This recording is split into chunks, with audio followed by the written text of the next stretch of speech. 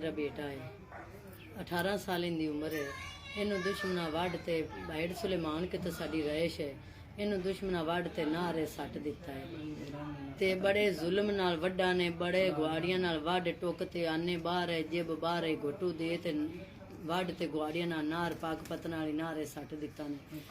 Eco एक बेटा से कोई बेटी नहीं, कोई बेटा नहीं, कोई कुछ नहीं।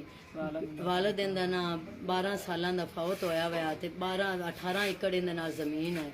उस जमीन पिछे दुश्मना वढ़ ते नारे सट दिता है ते मेरा थाने वेली लखा मैनू थाना लगता है। वेली लखा थाने च मैनू कोई इंसाफ नहीं मिला ते मैं इस वजह तो वजीरे अल्लाह अगे भी मिन्नत करनी हाँ ते मैं अपील मेरी है वजीरे अल्लाह अगे भी मैनू इंसाफ दिता जाए। मैनू इंसाफ नहीं मिला।